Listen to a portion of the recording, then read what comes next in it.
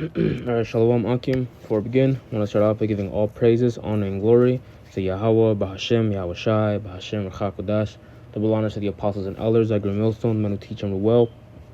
So, Akim, peace and blessings be unto you, fellow Akim, your brothers, that also push out this word in truth, faith, and in sincerity. And let's go on this lesson. Alright, let's go the title be America or Babylon was never, quote, the good guy.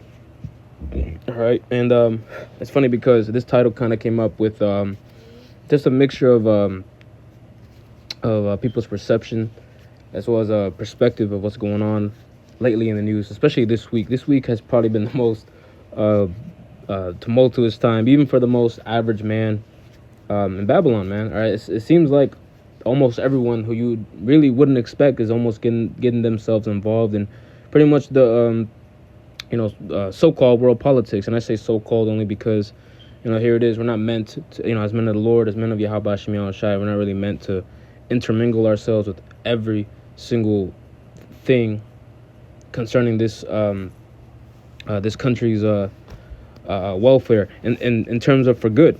The only reason why, you see brothers pushing out this word as well as news is only because of the fact that it's the spirit of prophecy, man. It's for the things that we see plainly before our very eyes concerning the downfall of America, man. All right, as prophesied, because here it is. All right, that title really comes from the fact that people at one point really did believe that America was the center place of what good, because people firmly believe first and foremost, they drink of that cup. All right, that cup that has been that every nation has pretty much drunk of and has pretty much tasted, all right, and is now drunken with pretty much every single idea and philosophy that's been put out there since really the founding of this damn place, man. All right, but this is the book of Sirach. I'm gonna start off here in Ecclesiasticus 12 and verse 10. It says, "Never trust thine enemy, for like as iron rusteth, so is his wickedness." All right, and you best believe that the so-called white men and as well as the elites who run this country, which are pertaining to that tribe as well, they are indeed our enemy. They are adverse to Yahweh Hashem Yahweh Shai. They're adverse to anything that really any value or virtue that the scriptures uphold. And here it is, that perception that you have, which a lot of people did have, it's true. And that title also came from as well the fact that if brothers watch these old documentaries concerning me personally, I've been getting to a lot of the history concerning the First World Wars, mainly World War II, you see that a lot of people really did believe, as well as, and I'm not talking about your average so-called American, I'm talking about these other nations that are living abroad as well, in Europe, different parts of Asia, all right, that were definitely impacted because of that conflict, all right. They viewed America as this great superpower. I mean, they really called them as well as the United Kingdom, France, the Soviet Union as well, the USSR during that time, they call themselves the Allied powers, man. They literally put on themselves the moniker as we are indeed the protagonists of this story, and the reason why that is, just because the power of the earth was given into their hand, Job 9:24. All right, but nevertheless, people tend to forget every single other atrocity that they have committed, man. Brothers can also just look up at pretty much every single war crime that they have committed during World War II, as well as even with this war that's going on right now, man. We, as hopeful elect men, we don't see every single thing, all right, every single atrocity that happens, all right, the same way that the Heavenly Father does, man. And truly, that's why even the scriptures tell you that man that has traveled much, all right, essentially has a lot of wisdom, because here it is, you're not going to be able to see the amount of wickedness that they have committed the way that you know of, but you may not see it the way that you think you do wherever brothers may live, man. That's why a lot of the times the Lord requires you to travel, so you'll be able to see how much of a devil this man really is, man. All right, I'm going to keep reading verse 11. It says, "Though he humble himself and go crouching, yet take good heed and beware of him, and thou shalt be unto him as if thou hadst wiped a looking glass, and shall know that his rust hath not been altogether wiped away." All right, I had trouble reading that, but yeah, all right. So though he humble himself, all right, and how has he done that? Really, and especially in this day and age, is he done it through his political game, man. He's putting people in office, all right, that are really appealing to our people, you so-called blacks, Hispanics, Native Americans, which let's be honest, we haven't been seeing that, all right, at all for these past few years. Fuck you. But nevertheless, he does humble himself in the eyes of the people, man. You know, they a large way of doing that too, while killing two birds in one stone, is what the creation of the European Union and the North American Treaty Organization, or NATO.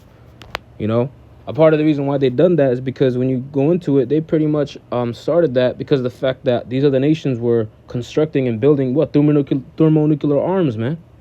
All right, and Esau, realizing that how much power he had to how much mass destruction he was capable of, after already utilizing it against the Ammonites, they pretty much have made all type of treaties and all sorts of pacts, all right, and agreements to pretty much not use them. And even today, look what's happening. If brothers are caught up in the news with the Strait of Hormuz, look what happened there. Nearly a few hours after it was agreed upon that there was going to be a ceasefire, you still have in a lot of ways that agreement still being broken, man, and fire being thrown on both sides. You see? So, and that's not nothing new, man. That's nothing new at all. And this is the case as it has been for years. All right, but yet our people are still going to trust in this man. And here it is.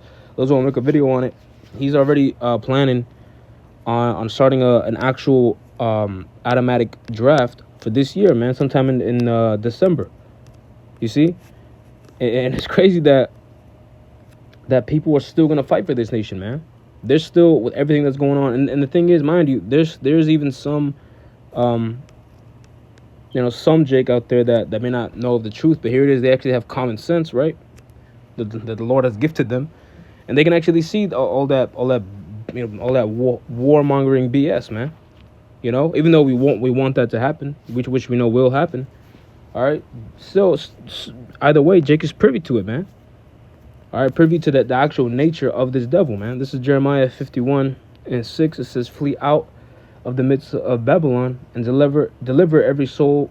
Deliver every man his soul." I'm a little excited. "Be not cut off in her iniquity, for this is the time of the Lord's vengeance. He will render unto her a recompense."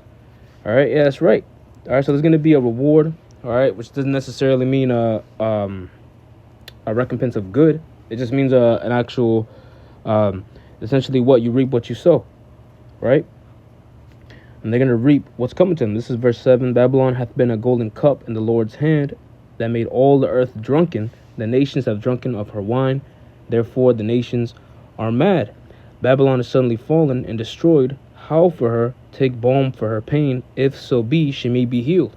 All right, and if brothers look into it, since 2022, every single year that has been brought up, 2023, 24, and 25, you pretty much see a common trend that the economical status of the U.S. dollar has not ever taken this bad of a plunge, man, since pretty much the Great Depression. And this is a good thing, because here it is. Once that starts, the more of those constraints that the everyday American is gonna feel. Shalakia.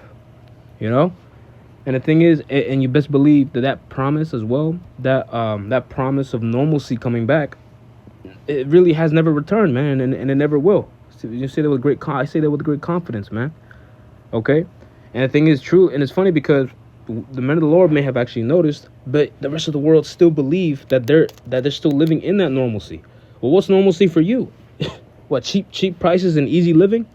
That garbage is done and gone away with, man. That's not here. That's not here no more. You're always constantly talking about money, right? And it's funny because people are literally lamenting, especially these Gen Zers, man. Lamenting with the fact that they're pretty much born in the they're acknowledging it themselves. that they're pretty much were born in the shittiest generation. Excuse my language. That's how the inhabitants of Babylon is looking at this place and its rulers. Verse 8, "Babylon is suddenly fallen and destroyed. Howl for her, take balm for her pain, if so be she may be healed." And to prove how much of a devil Esau is, he truly has convinced our people, after all these things that are happening, and even worse, that are up ahead, that Babylon is indeed healed, you know, and that really the only thing that's holding this place up really is just through the power and spirit, the spirit and power of Yahweh Shem Yahweh Shai, you know, the false faith of the people, you know. So let me go into Joel. All right, this is Joel 3:9, and you have to remember, from the perspective of these other heathen nations, all right, they also really view themselves as a high, I guess is a good word for it, or I just say an exclusive individual while living in America as well. These are the heathen nations, man. They already had their prosperity, so to speak, and that's why they viewed America as the ultimate breeding ground, all right, for commerce and just a way to make money. You know, it's always money with these people, especially now in this day and age. But here it is, all right. That image, that dream is slowly, not even slowly, it's just a gradual decline, man, and it's happening very speedily before our very eyes. Whether if it's the the political climate. Actually, as a matter of fact, even tourism is down, man. Nobody wants to visit this place. Mind you, people still can, even with the war going on. People still can visit. But are people doing so? Hell no. Ticket prices are up, and tourism is down. You know, America was never a good place to begin with, and America was never the damn good guys, man. All right? This is just another nation that the Lord has brought up for the purpose of it, just to bring it down. All right? And to prove that he is, and to show the world that he is the ultimate power, that the ultimate supreme power. You know? This is Joel 3:9. Proclaim ye this among the Gentiles. Prepare war. Wake up the mighty men. Let all the men of war draw near. Let them come up. Beat your plowshares into swords and your pruning hooks into spears. Let the weak say, I am strong. All right, the reason why I brought this out is because that's literally what you see before you as well. Anytime there's a war that's essentially brewing up, all right, every other nation will always feel that they can practically smell it, man. All right, before a great storm comes, you can literally smell it in the air. And it's the same thing here with in terms of the political climate, man. This skirmish, you know, as much as I hate to call it, this skirmish that has been going on with Israel and America and Iran, all right, mainly the two latter, all right, is that it's just a shadow of things to come. That's all it is, you know. Ultimately, this will lead into World War III, all right, Battle of Armageddon, indeed. But again, this is just a shadow of things to come, and you really do see it as a shadow, man. These other people are your average American. They will notice that their modern day plowshares will be turned into swords, man. The modern day pruning hooks will be turned into spears. All right, that's why people are still cracking jokes and cracking wise over the fact that whether or not they're gonna be drafted into the Third World War, man. All right, and this is biblical prophecy, because the Lord told us that they're supposed to be caught with their pants down, man. You know. So this is this is going to be the same spirit that these other nations are gonna go through. Verse 11: Assemble yourselves and come, all ye heathen, and gather yourselves together round about. Thither cause thy mighty ones to come down, O Lord. All right, and that's what's going to happen in this end again. It's just a foreshadowing things to come. All right, so that's pretty much the point. I just want to bring out those scriptures because this is a common phrase I've actually seen people spewing, you know, out their mouths. And it's funny because Jake, again, there's some Israelites out there that actually know and can actually see through that BS, man. You know? So, those are this video is edifying. I'm going to close out by giving all praise, honor, and glory to Yahweh, Ba'ashem Yahweh Shai, Ba'ashem Makakwadash, that belongs to the apostles and elders, our grand millstone, know to teach and rule well, and peace and blessings be unto your fellow Akimi brothers that also push out this word in truth, faith, and sincerity. With them, I say shalom.